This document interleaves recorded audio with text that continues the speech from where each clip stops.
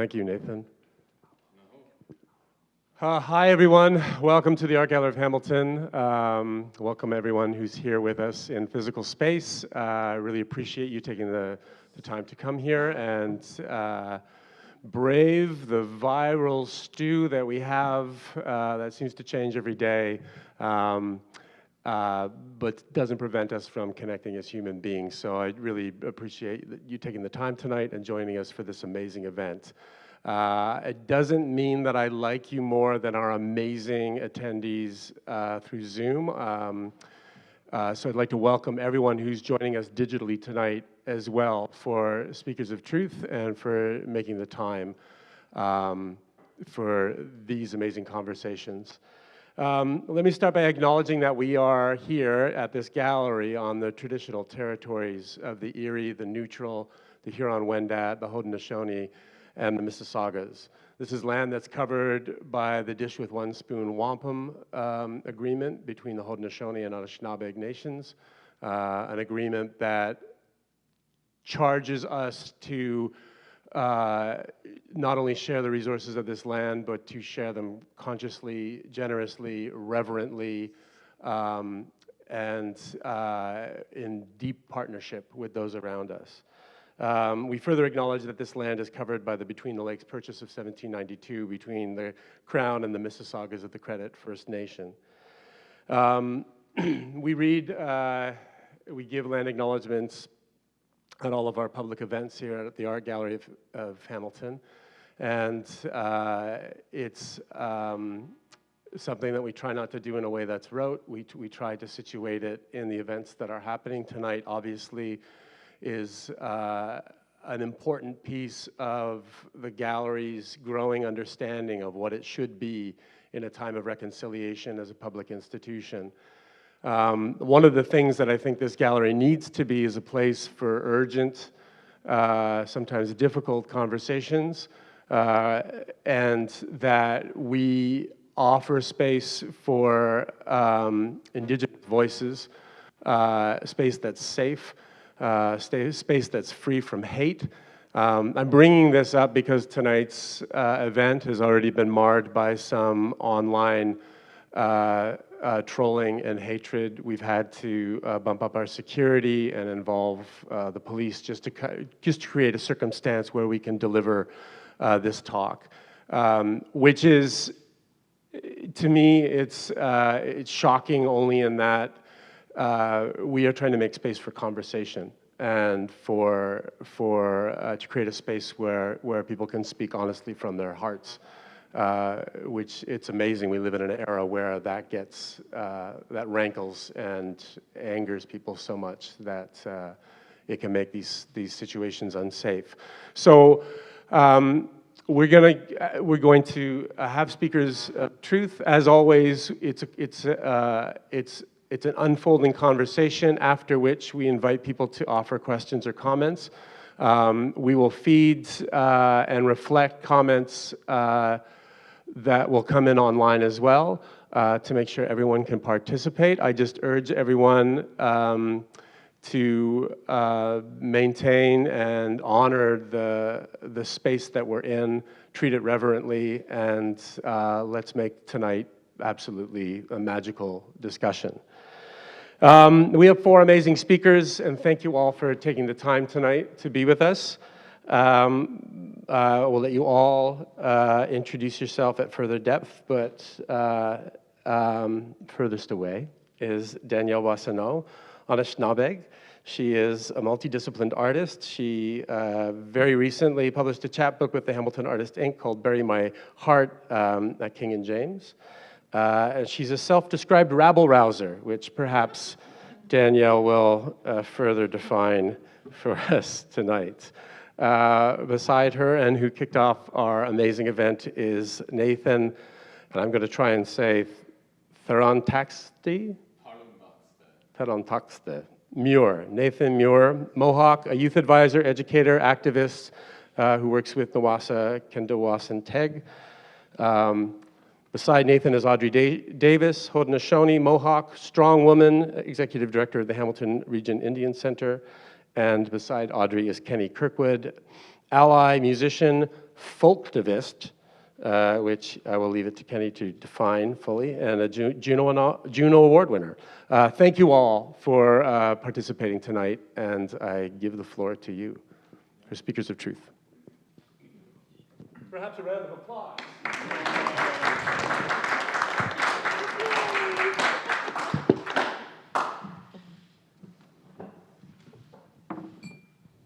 Okay, so we had a discussion about who was supposed to start. I don't think we ever got to that piece. We never do. Yep. I don't know if I'm being heard here, but I can start. I'm Audrey Davis. As I was introduced, I'm Haudenosaunee from Six Nations, Turtle Clan, and I'm just here doing what I do, and that's advocate for my people, and be a voice that many of our people don't have and haven't had.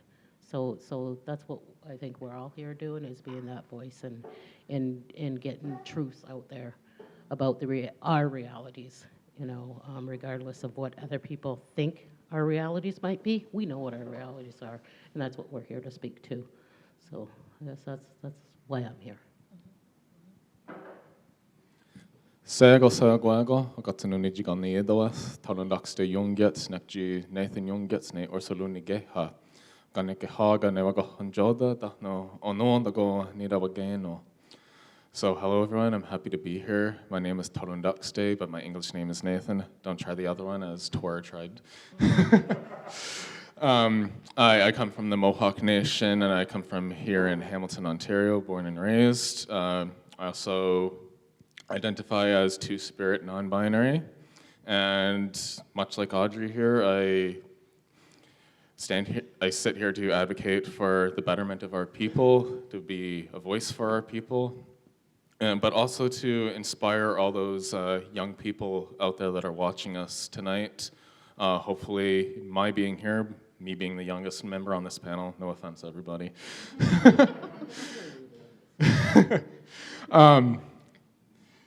But I hope to inspire those youth in our community, Indigenous, non-Indigenous, LGBTQ, 2S, all those young people. Nyawa miigwech, hi, thank you. Bojo Genewea, Ashkamegazay, Kwa Indigenous Cause, Kitakansbin, Donjaba, Hamilton Dada, Gete Mishkenododem, Nish Manadawaga, Nishnabe Kwendao.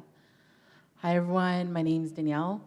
I'm from a beautiful place called Garden River, Ontario, but I've been living in Hamilton for the past 20 years or so of my life.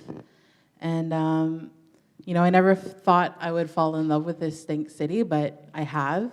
And here I am talking to you all about my experiences within the borders of this city. I'm a mother, and I'm a first-generation survivor of residential schools.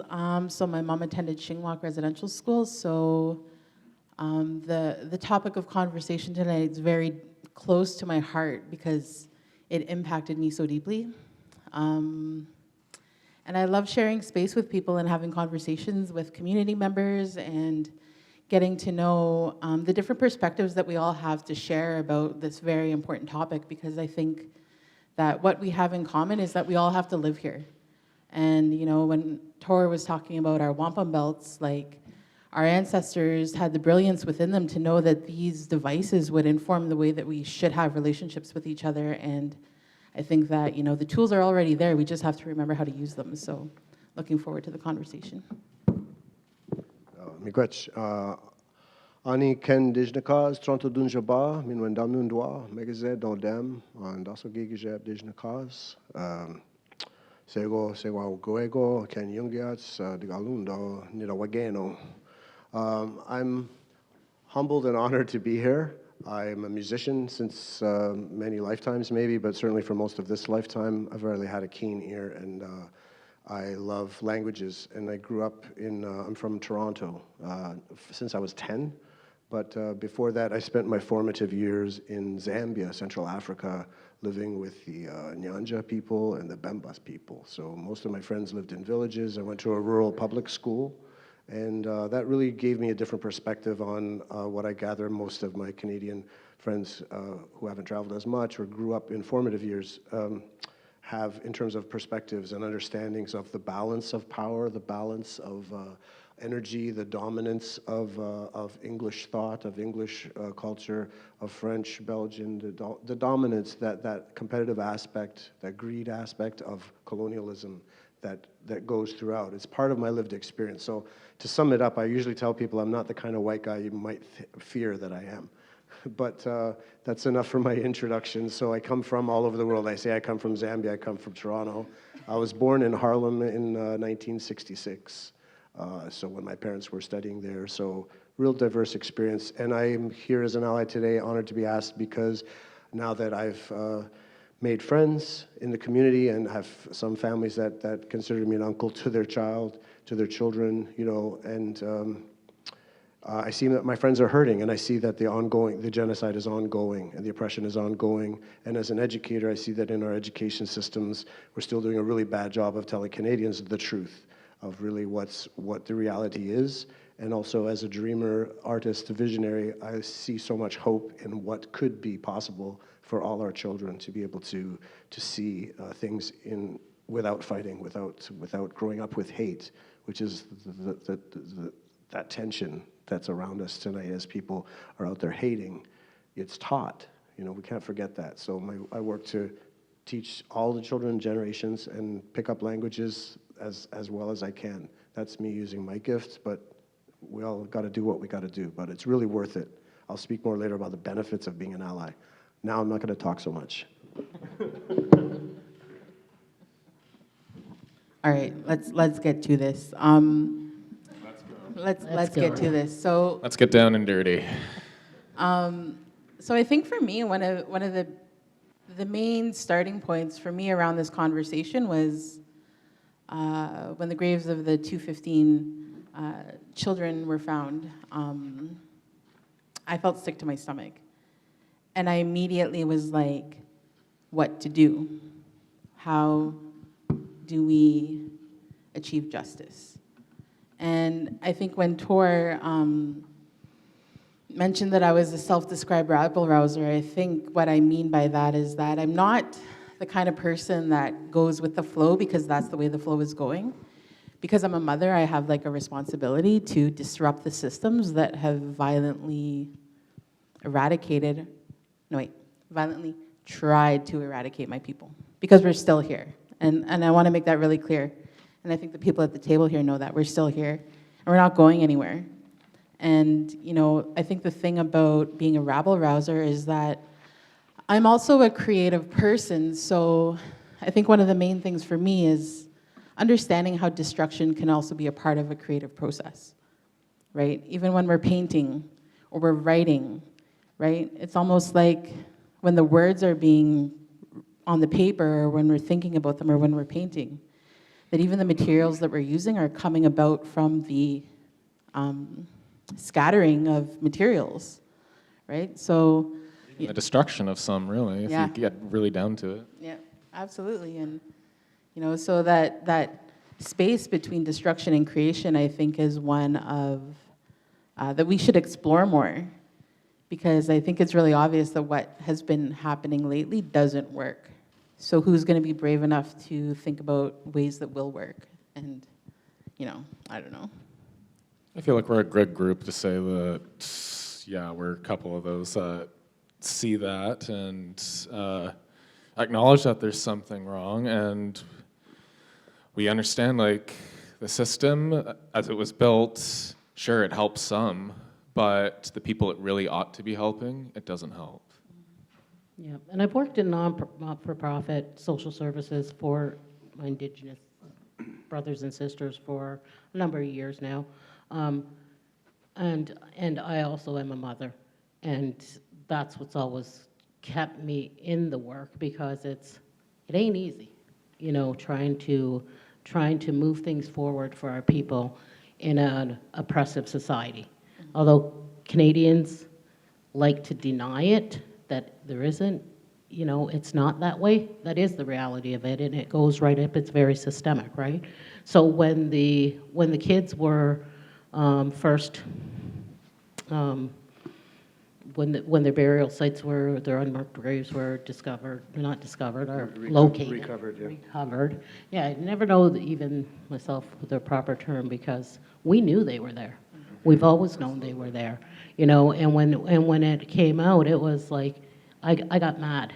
That was my first emotion, was anger, because it's like, see, we've told you they're there. Now you can't deny it.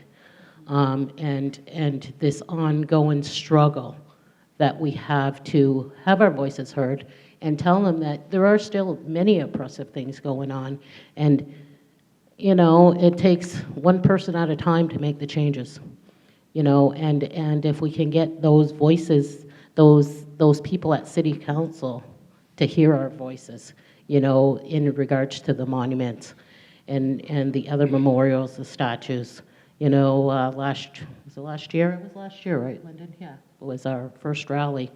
And that was a unity rally, because it was the mayor stating, well, I shouldn't say anything like that because I'll get called out on it, but it was stated that we weren't united as Indigenous people. We didn't have one voice. Our voice wasn't being heard in regards these memorials and how they impacted us, telling us that they didn't impact us, they needed to hear more. So the rally was to show them that we were united. And then our allies came along and they heard us, because our allies took down that statue, and that only empowered us more. Not that we're weak, we're far from weak. We're still here after everything that's been tried to eliminate us. But I guess, like, it's one person at a time. And when you hear about the haters, it's like, it's still going on, and we're going to fight till our dying day.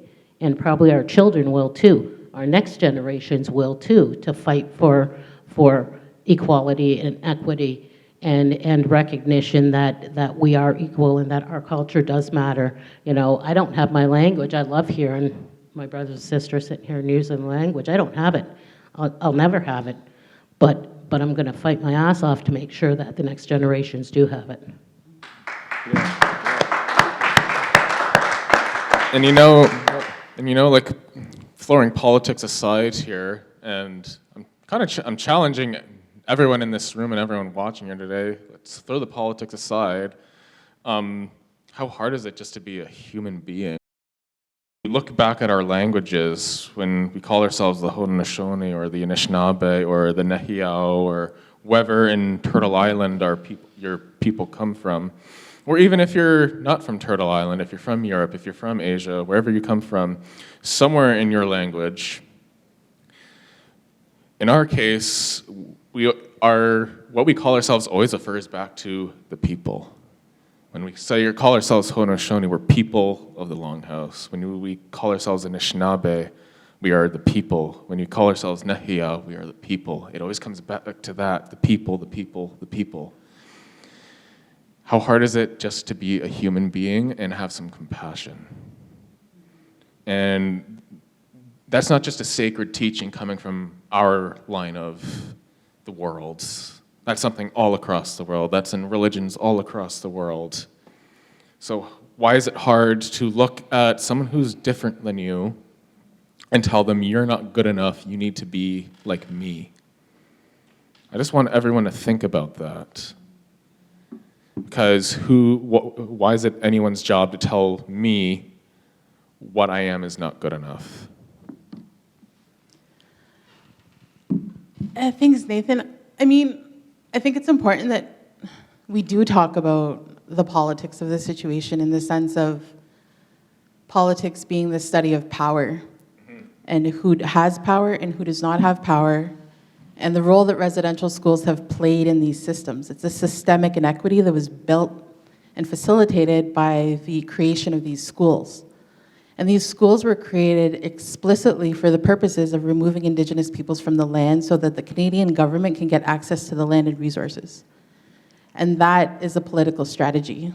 And I think that by acknowledging that it is indeed a political strategy, we're understanding how to take our power back. And that's through our languages and through connecting to the land and by remembering our kinship systems, our clan governance systems. And I think that that's exactly what Canada doesn't want.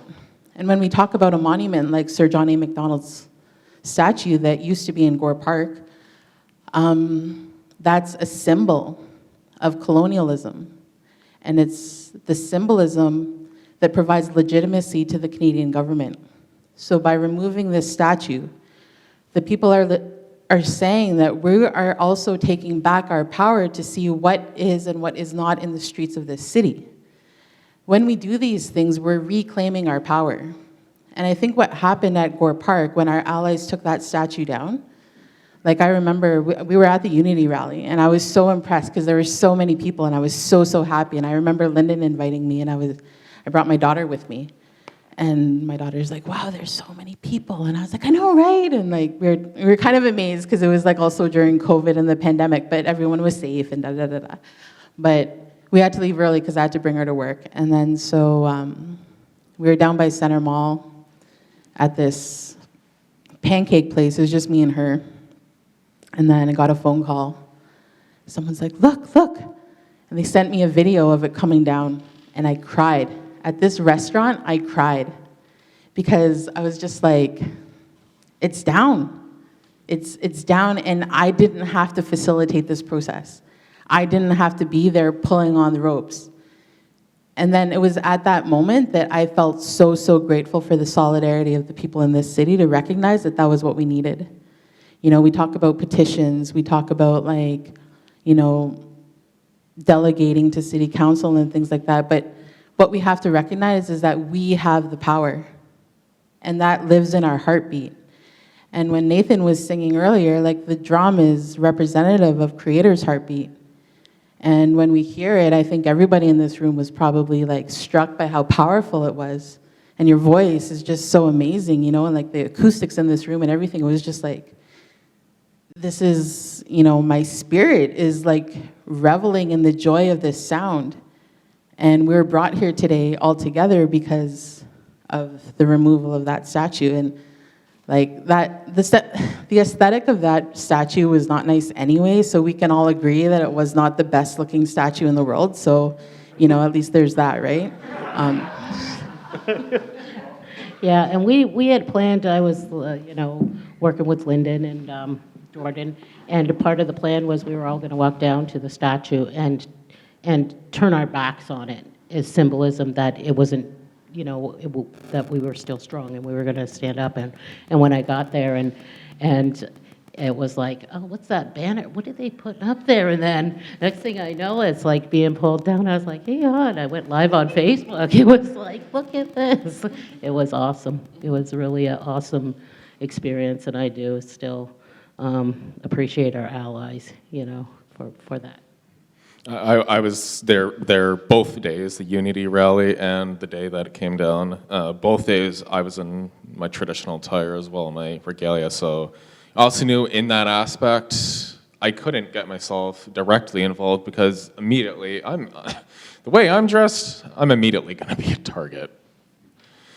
And it hurts having to know that, though. It hurts having to know that still in this day in Hamilton, Ontario, Canada, that I can't just be an Indigenous person walking down the street in my regalia. And I've done it before, too. Like when we used to host the powwow at Gage Park, I used to live nearby. I would get dressed at home and walk over in regalia. And I knew I was taking a risk doing that because that is putting a target on my back.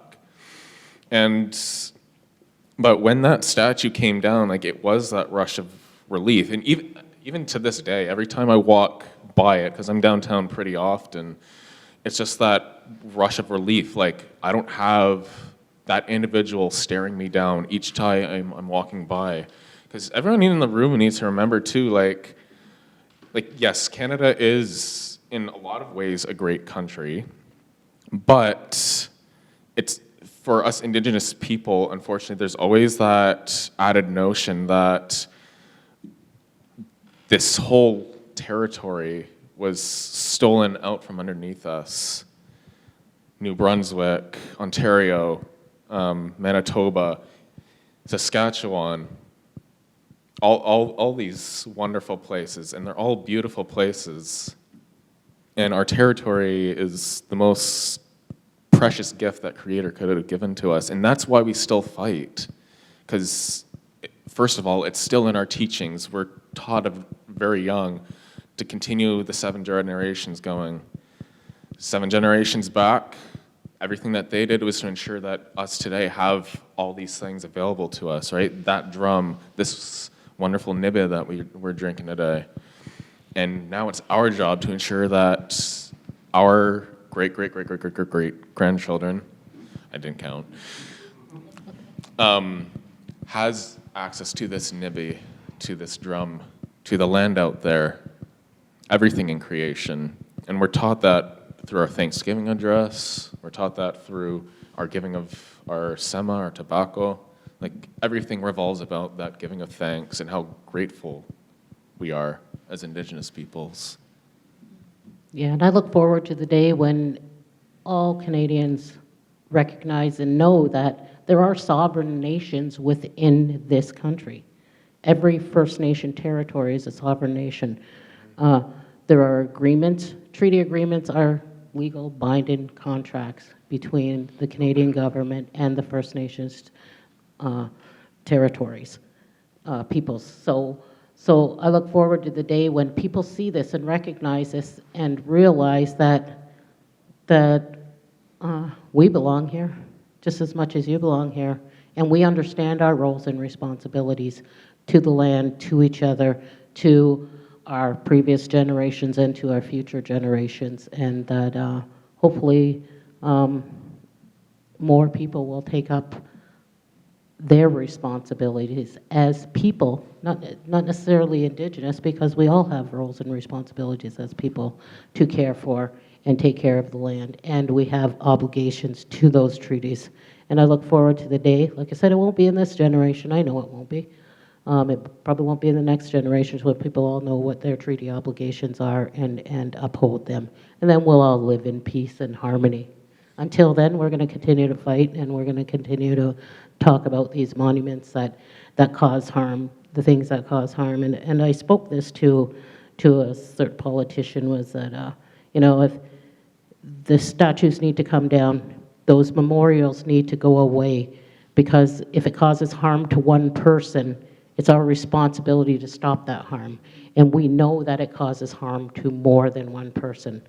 It causes harm to me that people won't acknowledge that the tainted history of Canada and what it tried to do to my people, and what the ongoing implications are, all those policies and the systems that still continue to promote that oppression.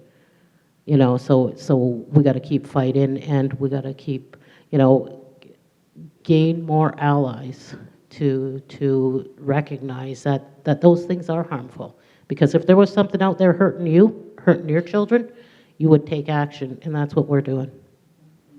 Chimigwech, thanks. I feel like I want to just chip in for a bit about my own journey as an ally, as a Canadian, was realizing I was raised to be proud to be a Canadian, and the reputation we had in the world was a certain thing. And over the last decade and more, since I've gotten to know more of the deeper truths, that we got to be more than a Canadian. And there's so much. I always, when people ask me about why I was interested, why I had this curiosity for learning, first of all, I recognize that was a privilege that I had, because I had my mother was a teacher. It was a safe place for me at home. I had a soft place to land, so that gave me a privilege of being able to explore in the world and ask questions and so forth. And I recognize that not everyone has that privilege. But I would often say early on that learning about Medicine Wheel changed my life. One of the teachers at a school in Toronto in that community said to me, "Well, what's your background?" And I said I was Scottish. And he said, "So you have clans? We have clans? Let's start there." So we'll look at the Celtic, start to research that. And of course, it's so long ago that those people were, genocided against. I don't know how to say that right, but our language was lost, or tried to be taken out. And but we have medicine wheels too. There's a Celtic medicine wheel, right? And so there's all these connections. When I was a child in Zambia, they have a folk in the oral language talking about the Council of the Animals. And I come here to listen to Anishinaabe elders, and they talk about the Council of the Animals, that talk about how the humans have lost their way. And so if on the opposite sides, if I reason that on opposite sides of the planet you have this common oral tradition on completely separate continents, what does that mean? What is it in Asia? Is there in that direction? What is it in pre-European, Europe, that continental shelf? What do we have in common? There's so much beauty on this earth. It's such a miraculous place. And I come in and listen to teachings and do ceremony. The first time you smell that sage smudge, it's not for everybody. We all have different relationships with plants, but we're all meant to have a relationship to the earth. And it comes through the plants, and the central teachings are simple. The ancestors say, take care of the water, take care of the air, take care of the land, share with those who don't have enough. They have a sophisticated and beautiful system of reciprocity, of making amends, of even traditional enemies like the Anishinaabe, the Haudenosaunee being territorial enemies. They still had ways of getting back, right? And every time I've asked people about that when I started to go to Six Nations, they're like, yeah, we got over that too. We had a common enemy against us, right? But just one thing I want to acknowledge is whether native or non-native, we're all raised pretty much in a colonial system that teaches our minds to think a certain way, in a competitive way, in a pyramidical way, in a Piscean way of win and lose, dichotomy, good and bad, white or black, rich or poor, and it's not sustainable. I just don't think that's a sustainable paradigm for humanity on Earth at this time. So medicine will change my life. Chimigwech for those teachings as ancestors, and keep on doing it, and I'll support however I can, because I know my Celtic ancestors had many of the same teachings. I know the Druid path has two. One is that nature is everything, and the second that use your gifts to help others. And that's what they teach their children to have a successful life. And it's oral tradition, so simple. I stand with you. Thanks. Kenny, it's kind of crazy, it's funny how different things are around the world, yet everything kind of, stays the same, isn't it? Just everyone has their own way of looking at the world. And doesn't mean anyone is right or wrong about it, it's just your unique way. And that's the path. That's always how the path goes.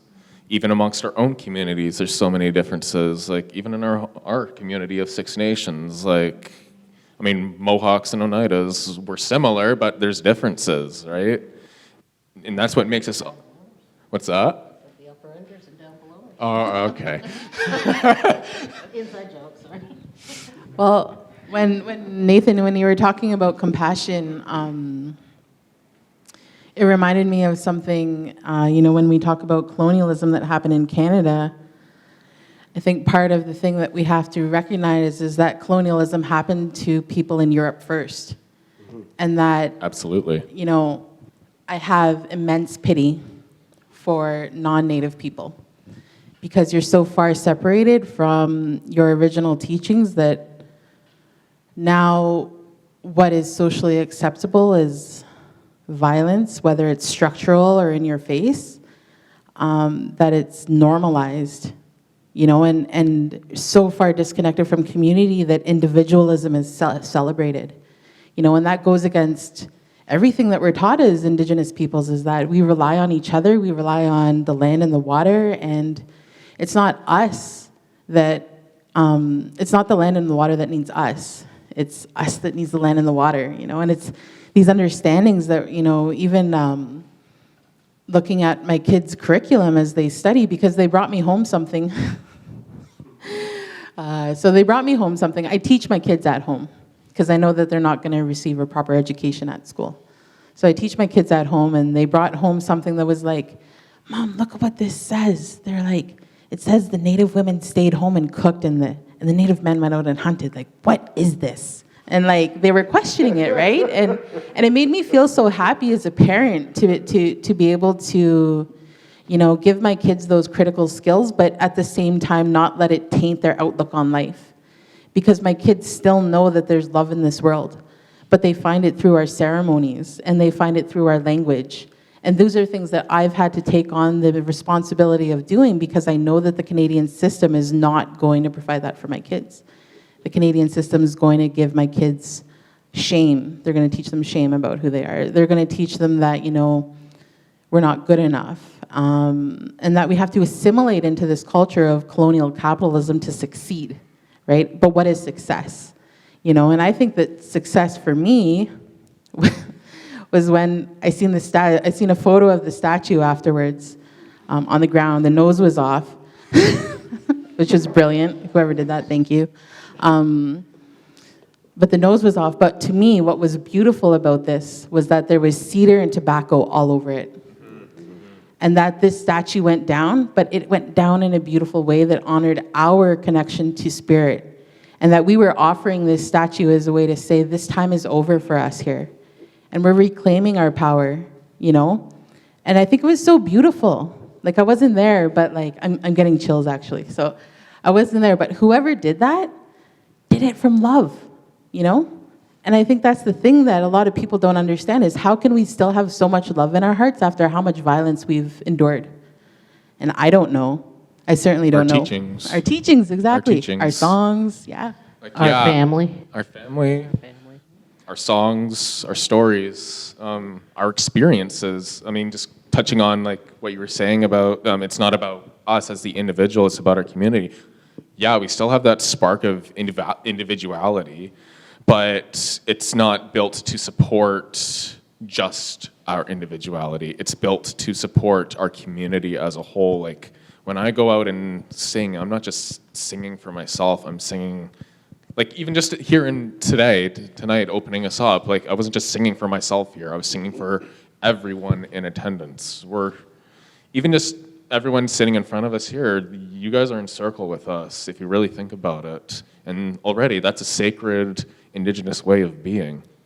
Because none of us, it's okay, none of us are above one another. I'm not above Danielle, Danielle's not above me, and goes for everyone else at the table. We all bring a unique set of skills to the table, and we acknowledge each other's weaknesses, but we don't point out the finger towards that. We help each other with our weaknesses, and we teach each other to strengthen our weaknesses.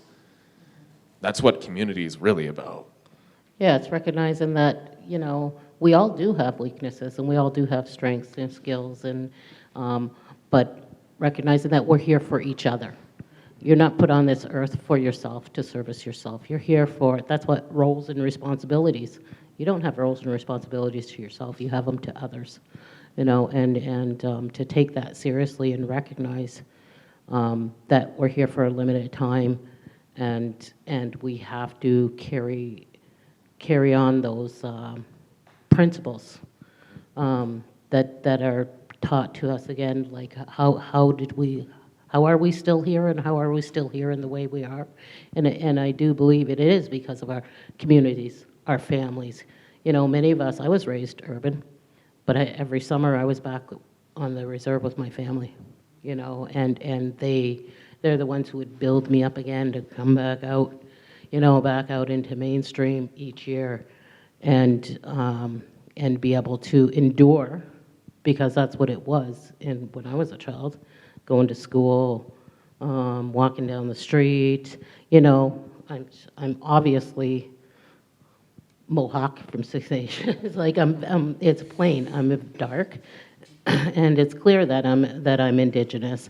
And I did grow up with a lot of racism and discrimination, and I did go through times of anger, and where things would impact me, you know, and like it's not that actual stone thing itself there that impacts me. It's the message that those things still be in there. Our people still want them there. Is sending to me and my people, you know, that we don't matter, that our feelings, what happened to us doesn't matter, but it still happens, you know. And I'm at a space where it's like, you know, it doesn't impact me personally that way. I know who I am. I know, you know, I'm quite comfortable and quite proud to be Indigenous. But I'm thinking about those kids who don't have that space to go to get rejuvenated, to get acknowledged for being who they are, being proud of who they are, you know, and to be beat down. And then to have a society that continues to want to do that to them. That's you know, that's the experience that I don't want to happen anymore. You know, I want it to stop. And the way that stops is when society says it's not acceptable. It's not acceptable to put on pedestals those, not only those people, but those practices and those policies, the Indian Act and everything that come along with that, that put Indigenous people in the space where we have to be on the battle lines, right? Put us in residential schools, exterminated the buffalo for our brothers and sisters out on the plains. That statue being up there was a constant reminder of that and of everything that was taken from us. And now that we're trying to reclaim those things, you don't need to agree with us by any means, but I believe I'm right in saying that we have a right to those things, to have those things back and to reclaim our spaces. We may have signed treaties, but this land still theoretically belongs to us. We're still here. I think when I realized that children, once I had saw that the history of Indigenous peoples on Turtle Island made sense to me, and the science behind how sustainability was managed for 10,000 years it's incredible. And the understanding after showing up as an ally, after learning, first studying and learning and then sharing and then realizing what the progressive steps are that were available to me, you know, to show up at rallies, to show up at ceremony, to listen at to grandmothers, to understand how politics works. It's really powerful. It's really life-changing. And I found personally there's so many rewards to that. It's changed my life in a good way, and I see the ways, because I think about community, because I grew up, where music and community and was all in an oral tradition. It's really exciting to me when I think about the potential of what Canada can do, what Canadians can learn, how we can connect and build relationships, even using just the English language, through understanding the words like reciprocity, like reconciliation, like relationship and humility And those are things that have given me such a relief in my own personal life away from the mental stress of the way that I was living my life, thinking I have to scramble up this ladder so I can scramble to this ladder. And what happens if I'm 50 and I get a heart attack halfway up that ladder? Or are these colleagues trying to backstab me? Or, all of it. And property, like, okay, I can own land, so how much do I need? Reminding me of that old art film from the 70s. I don't know if you guys watched it I'm a Gen X, but we watched this film about it's the fable of a man who's told that he can have as much land as he can walk around in a day. And he's standing at the top of this hill, this mountain, and he tries to walk the countryside. And at first he thinks, well, I've just got a little family, and I'll just need like 10 acres, and I'll just do this, and I'll come back by lunchtime, I'll be back, and I'll have a little picnic.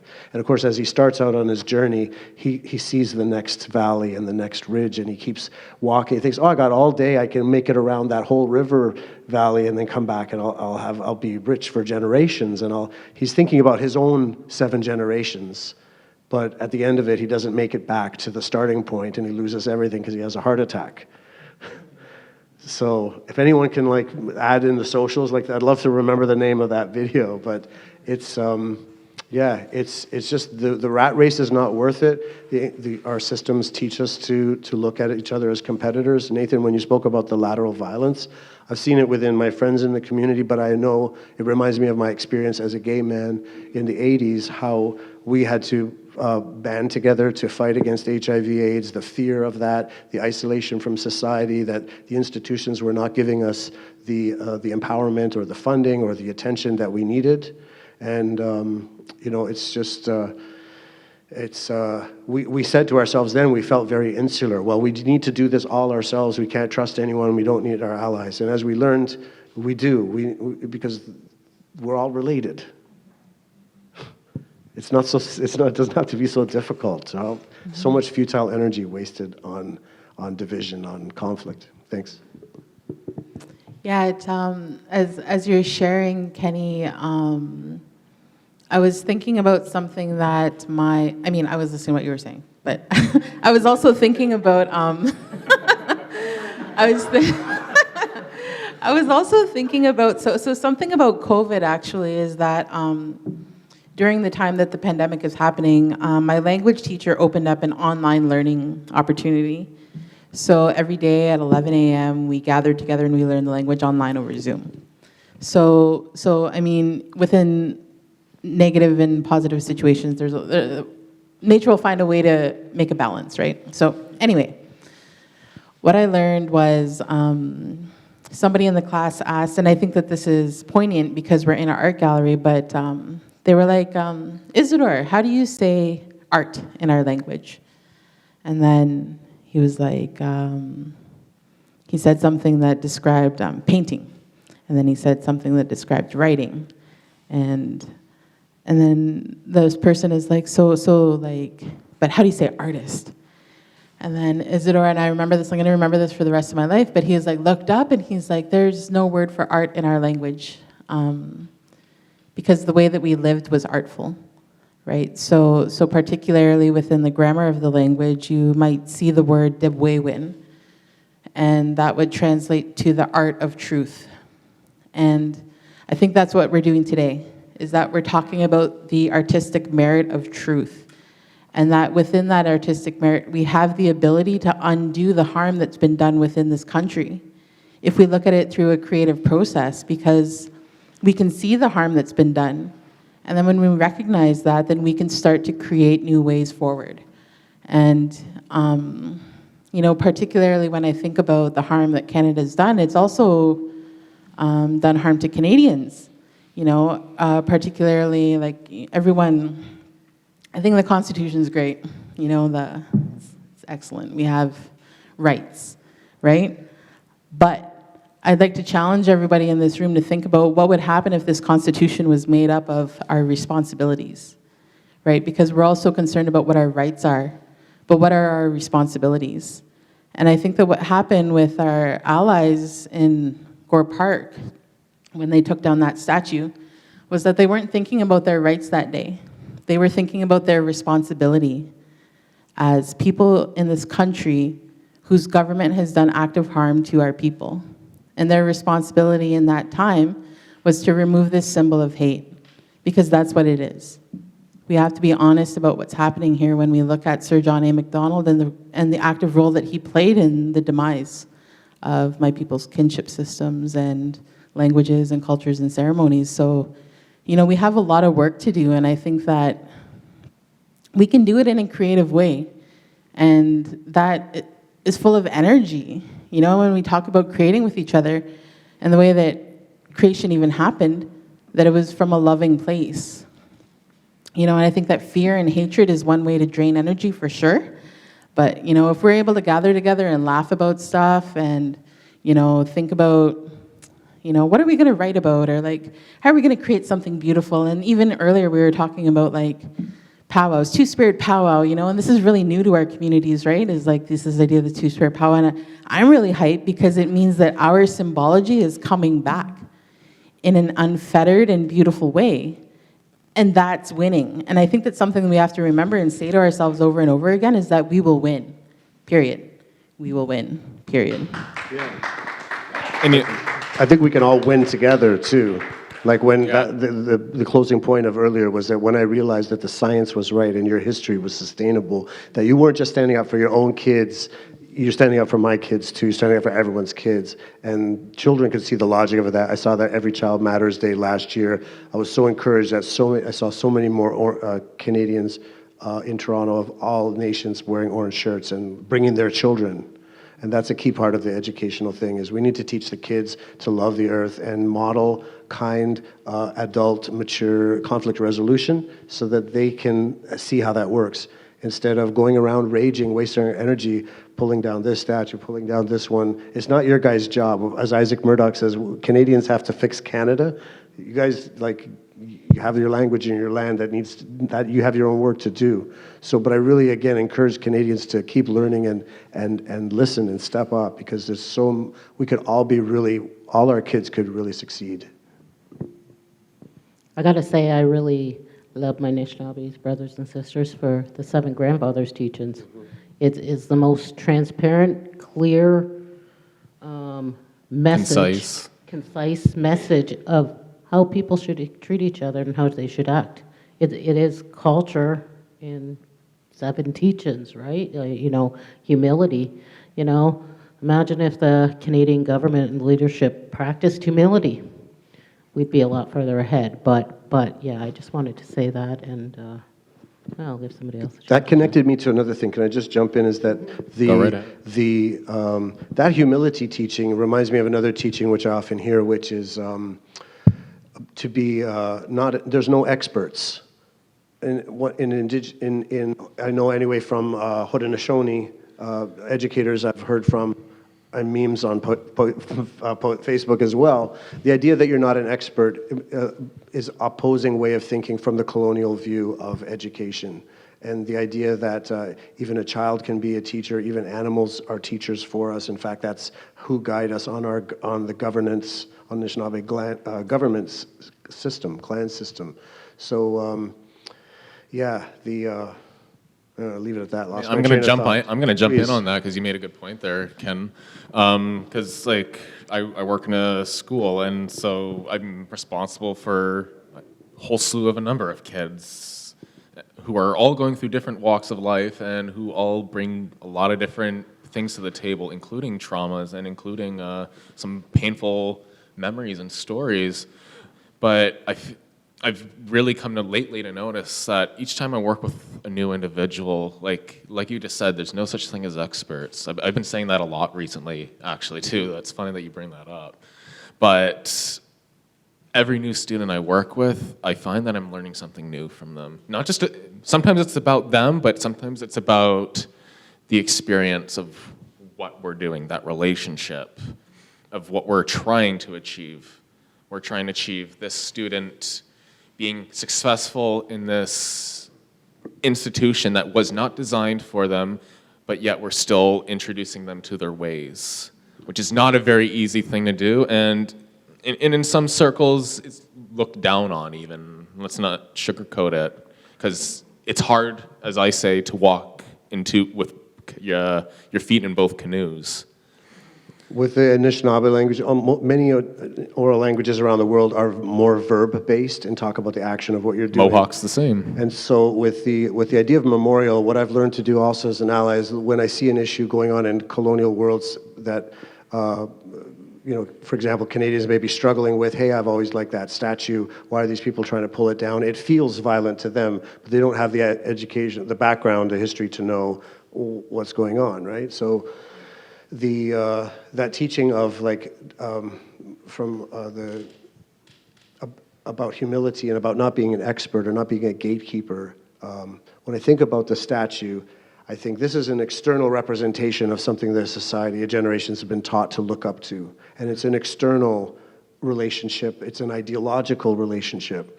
Whereas the more I hang out with Anishinaabe Moin language, Ganyatgeha, Mohawk language, Gayakono, Cayuga language, within the language tells you the actions of relationships, of internal relationships.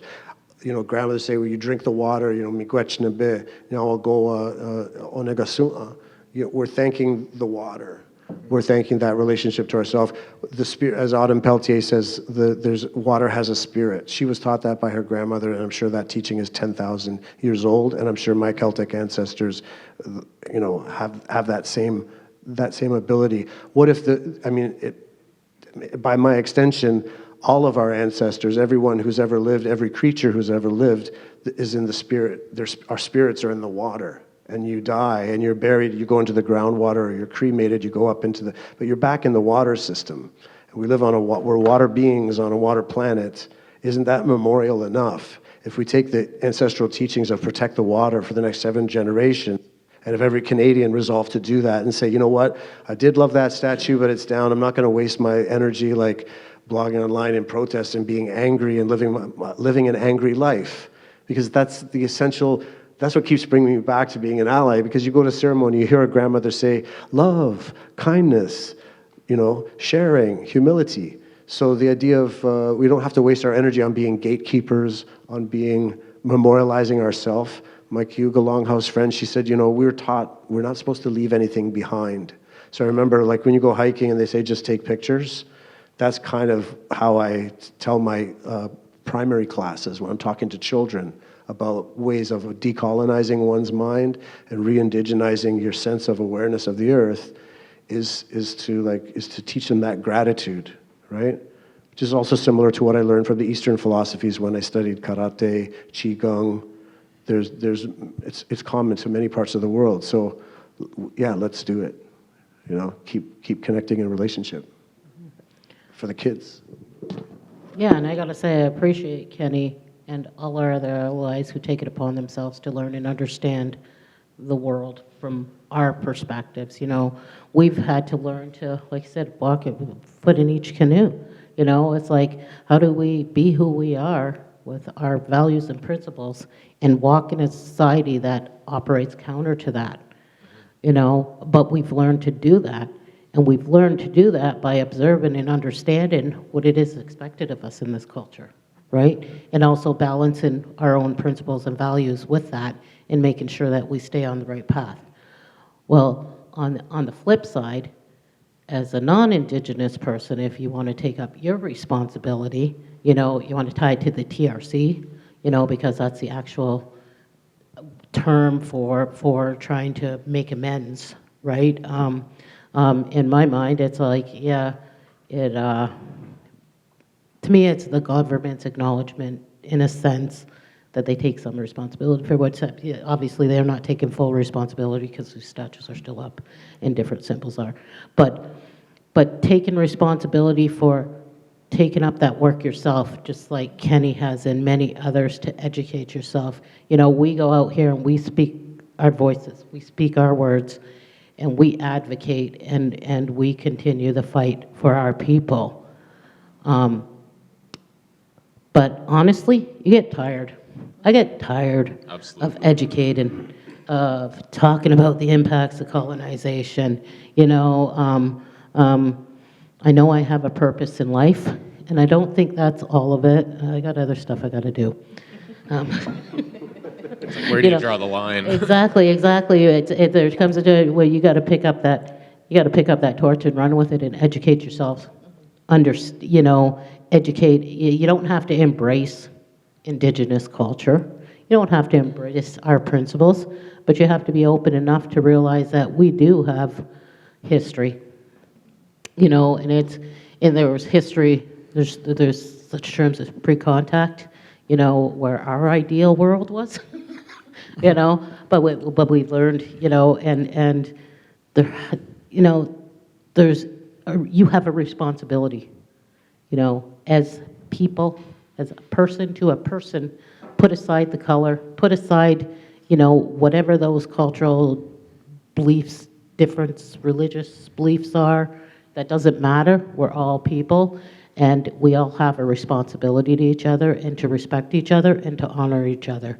To do that, it's on non-Indigenous people to educate themselves about why they need to hear our voices about these things that cause harm and take action, or at least not stand in the way of moving those agendas forward that we need to move forward. I think the critical thing is the environment right now. That's why this thing, the medicine wheel was so timely in my life, was always being a kid who was raised to be thinking about the environment, from parents who were pioneer, small town Ontario people. They taught me the value of knowing how food gets to the table of farming and having a relationship to the earth, so that is why I fight for it now. But as we all know, that crisis is critical right now for our children. So again, yeah, it's true. Whether or not I was good at languages, so I get into the language of it. If you're good at sports or warrior, learn the ways. We're supposed to be learning from each other. That's what treaties are saying, right? But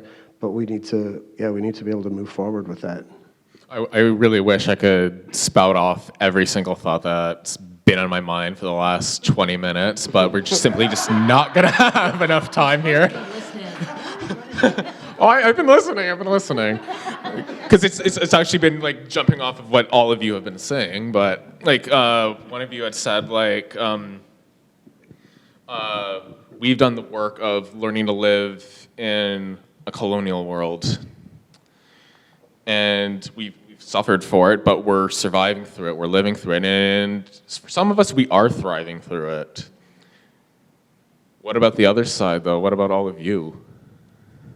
What if you tried to learn about our side of things, look at the world from our point of view, right? Sorry, I was in ceremony one time, and so this one time I was in ceremony.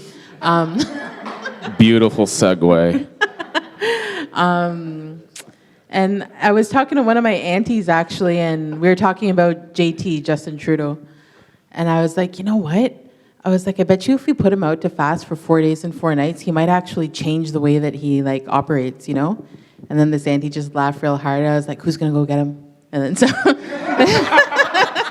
but yeah, I mean, I think that if Road trip, Ottawa, yeah. I mean, and the thing about ceremony, I think, is that we have to know why we do it, right? And we've lost that connection. So, I think the idea behind that whole suggestion was that maybe if we share how we learn to love life, that a person like Justin Trudeau can also learn that.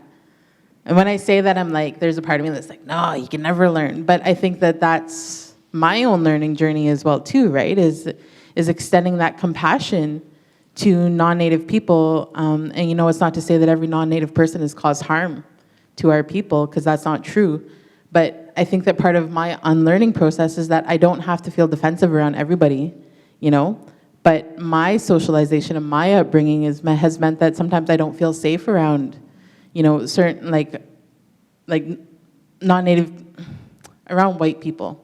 Okay, so, but that's not to say that it's hashtag not all white people or not whatever. But I think that what I'm really trying to get at here is that someone mentioned earlier, we're all spirits in a body. And that we all have a purpose here, and that part of my understanding and my learning is that, that there's more to what's happening here than what we can see.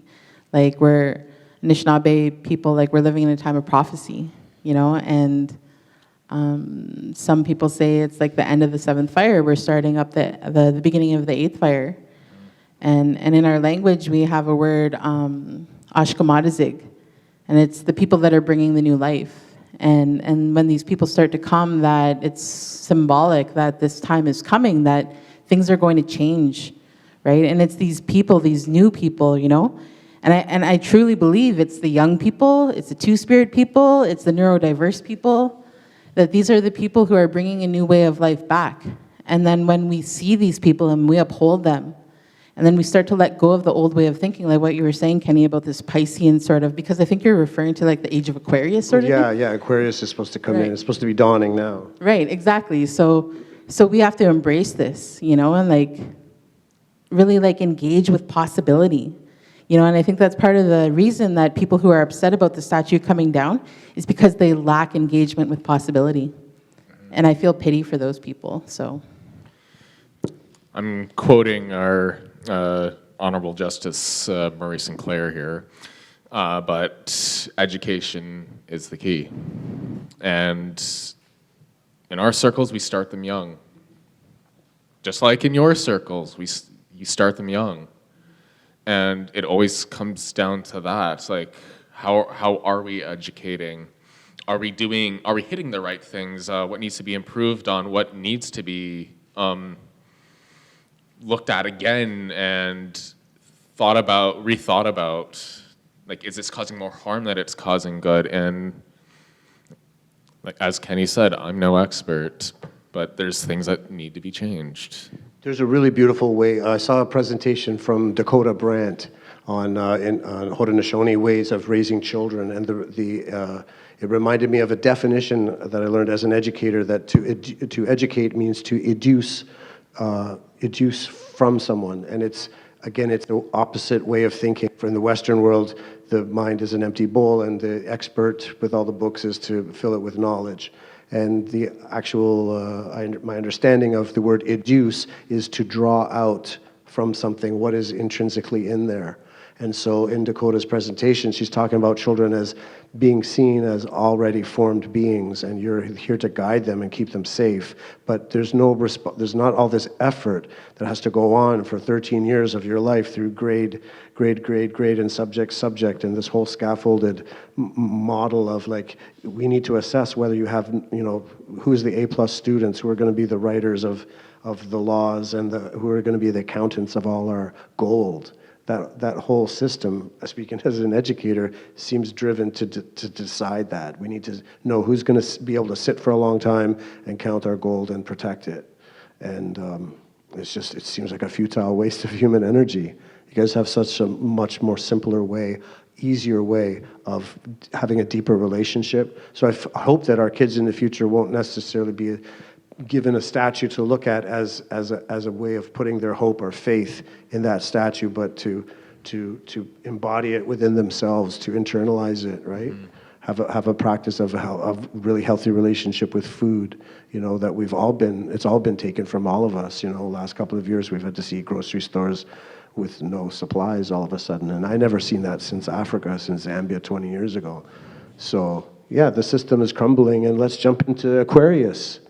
It's a new paradigm. One of the main things I hear from traditional people, my friends my age too, who walk in the two worlds of being raised in a traditional longhouse, but also, you know, wearing a leather jacket and riding a motorbike.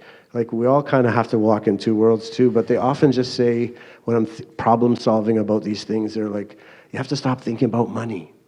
We didn't think about money. We didn't have crime. We took care of each other. We didn't have homeless. We didn't have poverty. It wasn't about, what is it Isaac Murdoch always talks about? It's not about programs and services. That's not going to save things, right? Our Indigenous guides and treaty partners don't need fixing. We need to follow the lead, and they actually take a lot of lead from the animal nations around us. They're very respectful. What a beautiful way to live life. Yeah.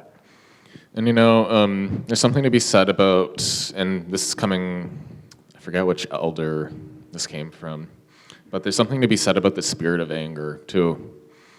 And it affects all of us. It affects us as an Indigenous people. It affects you as non-Indigenous people. It affects everybody. But anger is an emotion like any other. It's meant to be there. It's a healthy emotion. We're allowed to feel it. But it's what you do with that anger. And if you choose to stay in that anger, then that's when it becomes a problem. And that's the issue we're seeing with like all this like all these racist regimes going on because they're angry about something. At first glance, it may look like just, oh, they just hate us. And sometimes that is the case. Sometimes that is the case. But sometimes it's not. Sometimes there's a reason behind it. And my hope is that maybe one day they can sit down and listen and realize like we're acting out of anger instead of compassion, instead of love. Like they have things that they love too. They do. And I don't know why they feel threatened by us coming together. But if they understood that they're acting the way they are out of anger and process that anger and be able to let it go, then maybe they'd be able to understand and open their minds to new possibilities, like you were saying, Danielle.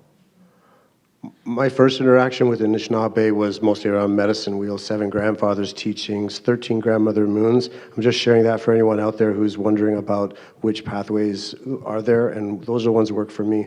When I started learning from Haudenosaunee people, one of the key stories that changed my life was Ayonwata and the Peacemaker. The story of the Gayan Lagoa, the great law of peace, is grounded within the democracy of the founding of the United States. And it's a very powerful piece of information that I think could change your life too in a good way.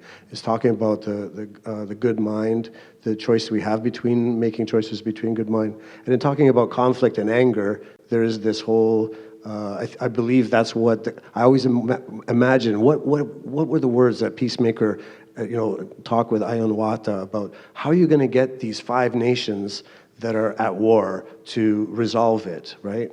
And so, it's... They succeeded, didn't they? It's essential that we find ways to talk peaceably together and resolve conflicts. That, we don't need to be fighting over statues. We need to be protecting water for our children. We need to be modeling for our children good conflict resolution and stewardship of the earth. Otherwise, there's not going to be any earth. Is anyone a Star Trek fan out there?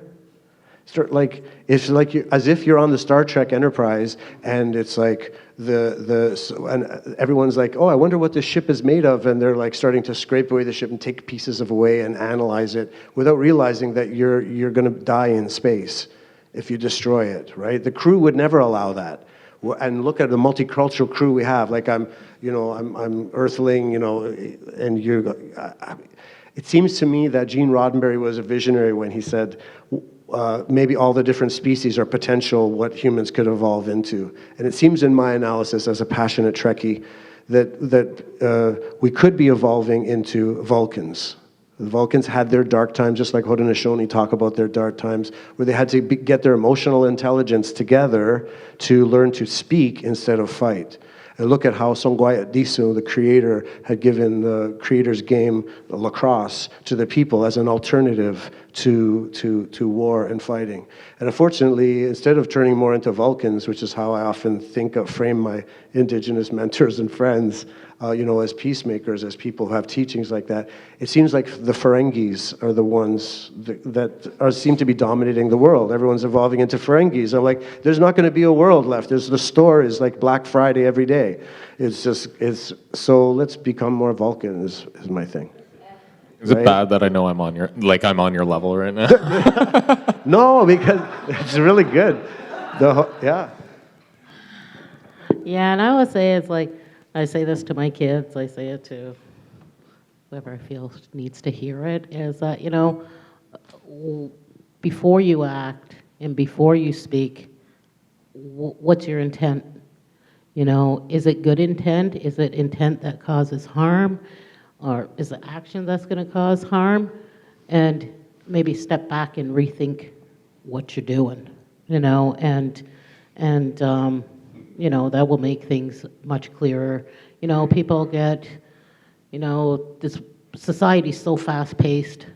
You gotta go to work. You gotta work. You gotta work. You gotta do this. You gotta do that. You gotta just fit into society.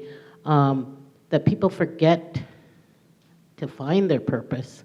And then when opportunity strikes and it, it's like, oh, they're taking down the statues. What's that statue? Oh, Sir John A. Who is he? Oh, yeah, okay. No, I don't want that. I have a purpose now. I'm going to fight those damn Indians, and keep it up, But it's like, really, what is the purpose behind what you're standing up against? Because I know for a fact many people who are out there now standing up against us, against, saying these monuments and statues need to be there. 5 years ago, couldn't have told you who John A. Macdonald was and what his impact was on Indigenous people or the country. So I think it's like we really need to stop and think, our actions have reactions, and that's not a new concept, but people need to go back and reevaluate why they're doing what they're doing, and if it's not with good intent, well, maybe find something else to do. Let us move on.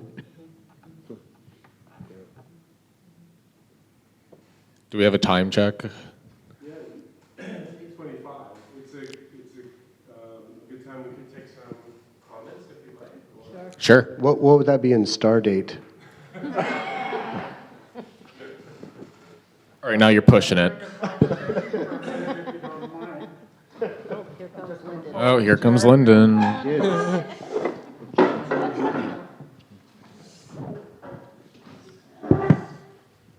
Bonjour, Anishinaabe, Nawakagishi Miigwech, Indigenous Cause. My name is Longfeather. I come from the Chippewas, Caddo, and Stony Point First Nation. I'm Anishinaabe Ojokwe, which is our term for Indigenous queer. This topic tonight that we've been trying to educate Canadians on is a result of Canada failing all Canadians and not educating all Canadians on who we are as Indigenous people.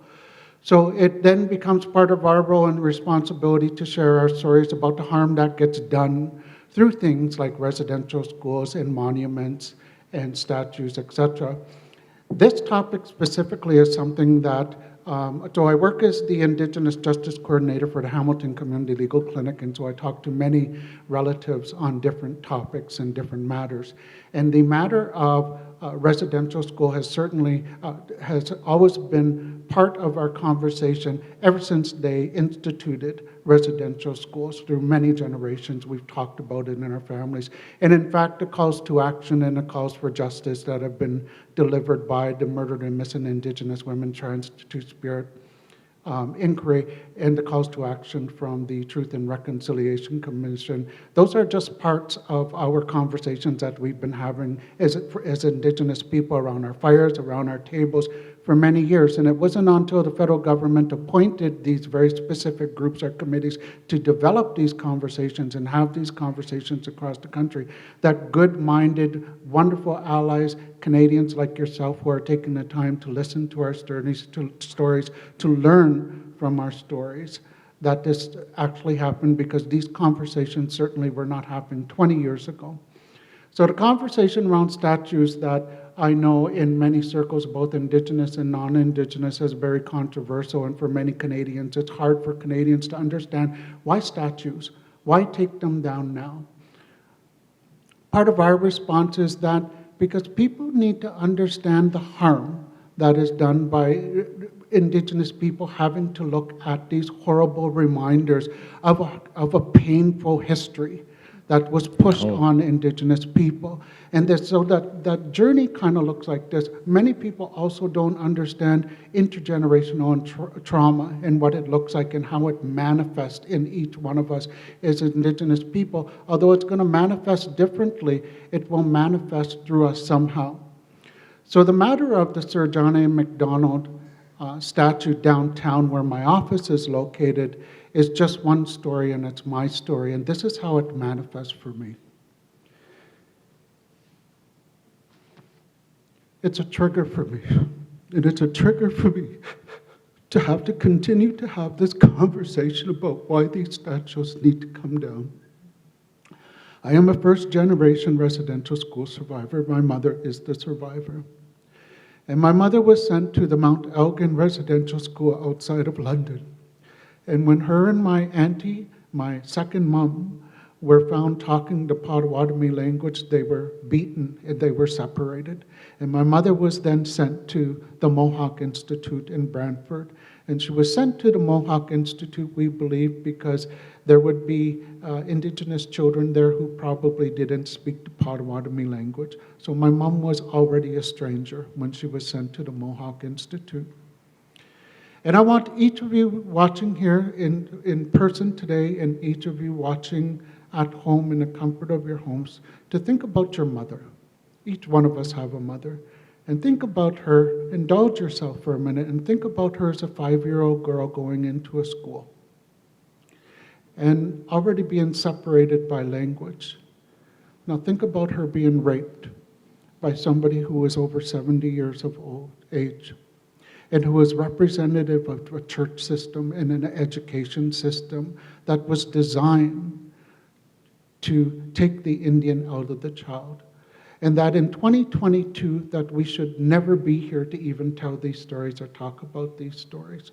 So when I come downtown to my office and I have to pass that Sir John A. Macdonald statue, I'm constantly reminded that my mother was forced into the school and that she was raped at the age of 5 years old from a man who was over 70 years of age, and that her story is not unique, that there are hundreds of thousands of Indigenous children, little ones, who suffered the same kind of consequences that my mother suffered.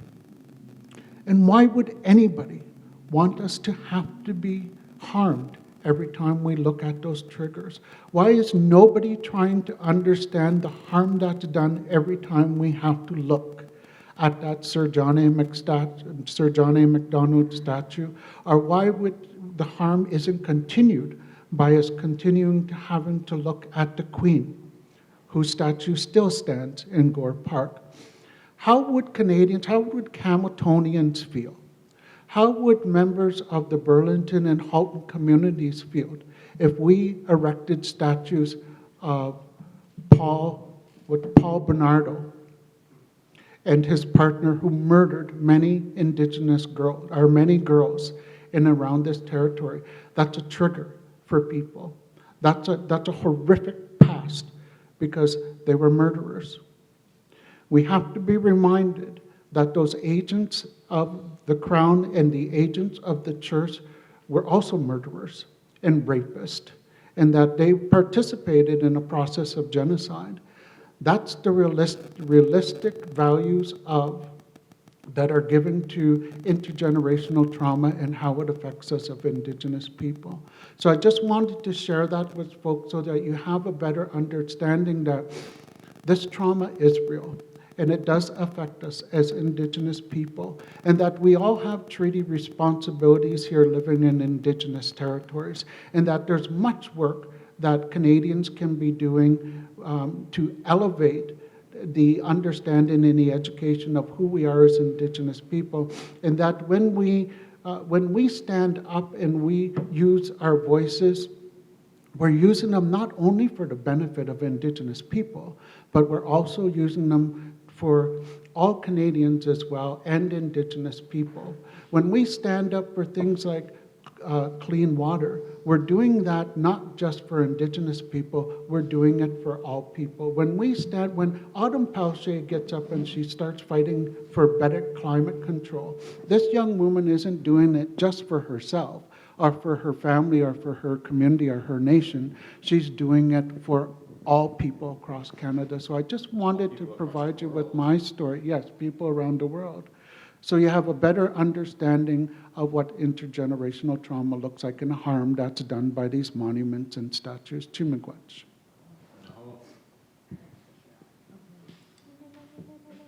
Wow. I'm going back to my seat now.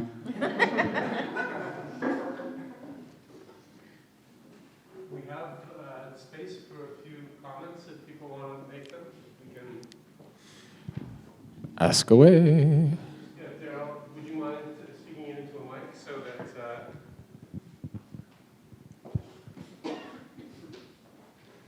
I'm Dahadinyo, Turtle Clan from the United Nations, Six Nations, more commonly known as Daryl Dockstader, graduate of McMaster and Osgood Hall.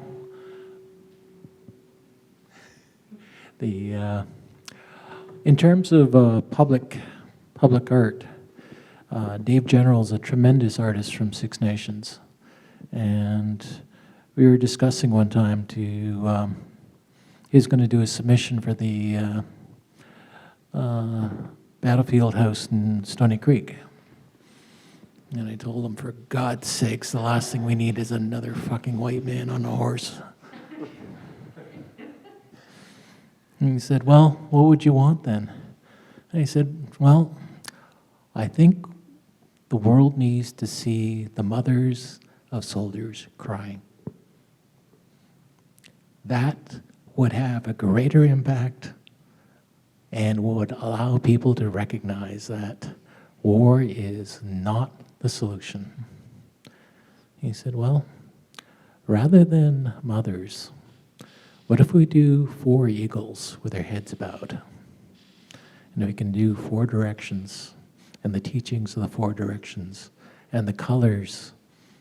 And I said, well, if you can do it, that'd be a great project. And of all the submissions in the competition, Dave's was selected. And afterwards I talked with some of the judges and they said that one was the most unique submission of all. And I told her it's probably because it was one of the few from an Indigenous perspective.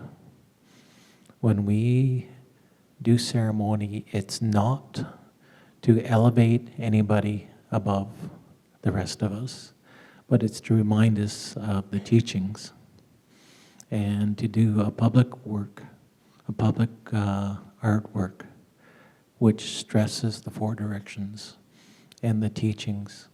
And it's such a powerful piece. You could go down there and take as much time as you need, whether or not it's a little kids, and do a quick teachings on the 4 directions, or a university crowd, and spend an hour down there discussing all the meanings within that. But I think it's important to see it's much more than just another dead white man on a horse. Yeah.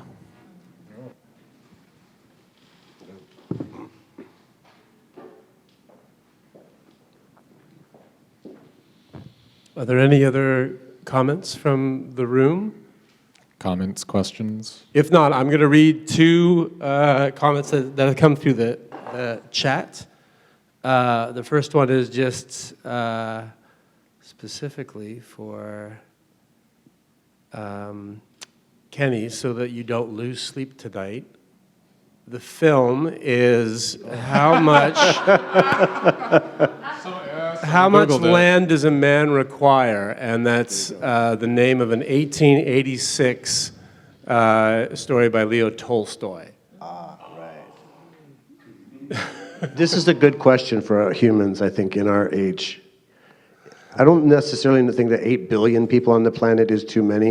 If they all had a good mind, if they all had ganigohio, if they had that sense of love and gratitude, the learning languages is such a good way for me to do it. But every one of us, in the 94 calls to action from the Truth and Reconciliation Commission, obviously only academics would read through the whole thing, and I think most Canadians feel inundated by, well, who's got time to read all that? But use that Druid teaching of using your gifts to help others and connect to your own Debwewin, your heart truth, your intuitive truth that says, yeah, I love to do art or music or dance or drama or sports or community or food. Find our heart's purpose, our soul's purpose for why you're here, and share that with others.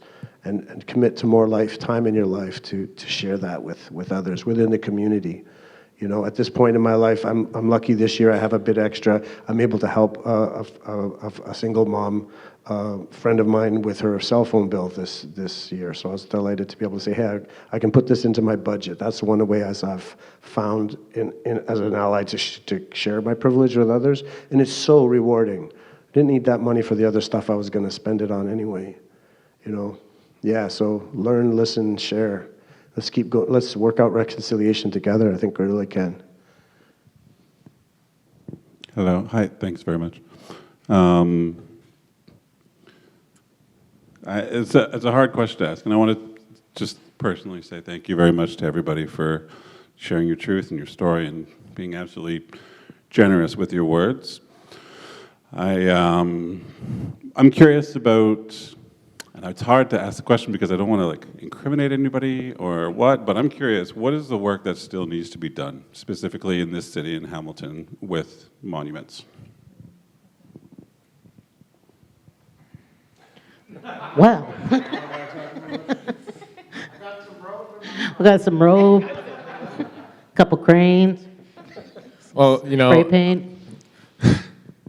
I would hope that our city council, they failed us in the past, unfortunately, but with recent events, I would hope that they would actually open their ears this time and actually listen, because the last time they didn't, and look what happened. And that's because they went into that meeting immediately with the thought, we're not going to do this. They went into that with their mind closed already. And you can't do, as councilors, you can't do that. You represent a community. Each one of them, I'm not familiar with how many wards are in Hamilton, even though I've lived here all my life. But each one of you represents a ward. Each one of you is the voice for that ward. And more likely than not, the voices in that ward are saying, we want change. And that's for a variety of things, not just monuments. That can go towards housing, food, everything. Language, everything. Yeah. So they have a responsibility. There's that word again. Word of the day is responsibility, everybody. They have a responsibility to their constituents. And I think, just wanted to expand on that, is because there's been more than one occasion where decisions that have come out of city council counter good relations with the Indigenous people of this community. And not only Indigenous, counter a lot of recommendations. Exactly, where the minority voice isn't being heard. So I think Hamiltonians need to step back and look at, there's an election coming up. Do you want those same voices there? The people can make the change of who's represented and how their voice is being projected and heard out there. So back to being this rabble-rouser, I personally have no faith in city council. I think that the system is broken. I remember being in a first-year political science class, and we were in a tutorial, and we were talking about how politicians, are just going to do what they want, and then I was like, what? I'm like, this is exactly what democracy is not, right? So we have to understand that when the politicians or the people who are supposed to be representing our needs are not doing their job, it's because the system is broken. So then what do we do? What is our choice? And I think that what's essential is that each individual has to remember that we have the power within ourselves to create change. And it starts with relationship building. It starts with building trust with people. And how you may or may not decide to do that, I think is a part of your own journey. If we are going to talk about city council and what they need to do, I think reparations is important, whether that be financial or actually land back. We hear that a lot, and it's probably overused at this point to actually, it may have lost a bit of its meaning, but what what we're actually talking about here is the ability for Indigenous peoples to be living in relation with the land. And where can we do that here in the city? We can't, right? So that could be a meaningful thing, you know, and it's not just the city that owns land, it's people that own land, you know, and what does it mean to give land back? You know, there's things that we have on our end that we have to figure out, right? Like, does it go to band council? Does it go to traditional council? Does it go in a trust? Like, that's things we have to figure out. But I think the intention has to be that there has to be like financial reparations made, because what's happened is that my people have suffered so that Canada can grow financially. And that has to be acknowledged, I think. I have one more thing to add to this. Bit of a parable that comes from our Haudenosaunee culture, but in the way our society works, if you are a chief and the clan mothers find you to be in contempt of your role, they have the power and the authority to dehorn you, aka remove you from office. And that usually only ever happens if the people all speak up and say the chief is not reflecting our needs and he's not reflecting his responsibilities. And that's honestly that's the case with most politicians these days. They don't take the responsibilities to the utmost degree. There's a lot of selfishness that goes along with politics, where with us, I mean, we weren't alive back then, but somehow they were able to keep that selfishness out of that, because clearly our system is still here. But I'll leave you with that.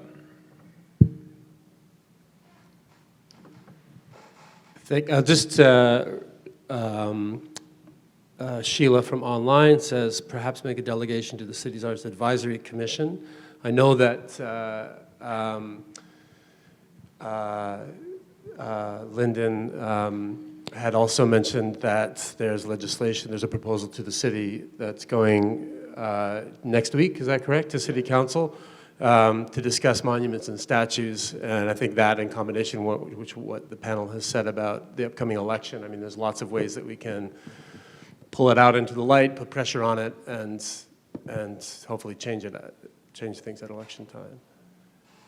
One of the thoughts I had with the memorialization, or when I look at an issue comes up like a memorial, I think, okay, this is the way that we've, for thousands of years, have memorialized people from the Western world. And so, because of that curiosity for lifelong learning, I always turn now almost instinctively to how do the people who are here in this land first memorialize people. And as you said earlier, Nathan, and started out our session with a song, beautiful song, the stories, and respect for the materials that you're using in the moment, like the wawash keji, the skin of the drum, the matig, from the trees, the wood that comes from the trees. You have this very mindful way of moving through life that's memorializing things all the time.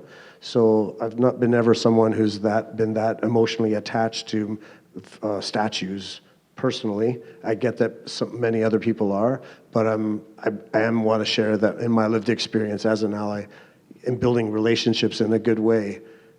There's memorials all through your day if you're being thankful. Thank the waters every day, people. That's really key. When you drink it, when you cook with it, when you wash with it, it changes your life. And I guess here's the thing too, those statues, those monuments, they're not living things like our water is, like you and I are. And yet you'd rather keep that non-living thing that doesn't have feelings, that doesn't have really any sort of meaning other than that it's up there. Yeah. You'd rather give that the floor than a real human being, a real spirit. Yeah, it's worth it. I don't understand. And please, no one explain it to me. I was on tour as a musician with a children's choir in London, England, and there was a war memorial for soldiers, fallen soldiers. That's a big granite, a piece of wood that's quite low grade, like shallow. So the kids, it's at height, so kids can get up there, and it's got water flowing all over it. and kids were playing on it. And our group of the adults in the choir, there was an interesting split, and we're all Canadian, and we were looking at this, and everyone's like proud to see Buckingham Palace and the Golden Gates to all these other nations. Not very humble, but it was a bit overwhelming for me. But the interesting split in this war memorial was that some of the people looked at the kids playing on this stone slab for veterans and saying, well, that's really disrespectful. They should be standing there and looking at it reverently and being taught, what that is. The coach, our tour guide, who was from England, said, I've thought about this a lot. He says, I always bring groups here and there's always a split in the crowd because some people think it's fine. The kids are playing in the water on a hot summer day. And others are have this sense of those kids should be put in their place and told. And he said, I reflected on the soldiers their souls who are actually looking down, if you believe in heaven, at that site. And I wonder, would those soldiers be happy that the kids are playing on their memorial? And he says, I believe they are. I believe that's what they fought for. So I think if Canadians, we look at why our soldiers fought for, what the people in your direct family, what the connections were to different places around the world, let's build memorials that help children play together and respect water and food and learn something about seeds and seed sharing and build lifelong pen pals, but in real life, in real time, in real proximity. Just an idea. Thanks. I think that, on behalf of the gallery, thank you, Danielle and Nathan and Audrey and Kenny. Can we show our appreciation for this?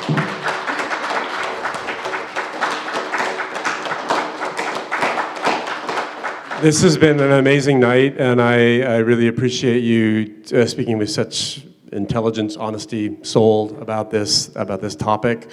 I also will thank Nwakagishi Miigwan Longfeather, very much the genius behind Speakers of Truth, and I'm just so honored that you continue to work with us and continue to bring these great events to us. Thank you to everyone who's joined us online. I didn't get to read all of the comments, so Tara Williams, I'm sorry. Tara was just wanted to remind everyone that when we were talking about the age of Aquarius, that this change is still with us. It's happening right now. The pandemic should be evidence of that. Not like a global pandemic issue. I sense, Kenny, are you leading us out? No, I didn't have any call to. I was just we should wrap it up. I was going to play Fanfare for a little bit, but I didn't want to embarrass you. Well, I'll wish everyone a good night, and thank you all for coming to us in person. Thank you, everyone, for coming online. We are doing this all again on June the 14th, I believe. We're trying to do them every second month. So when the next event comes around and is posted, share it as much as you can. Let's build community around this amazing series. Thank you so much.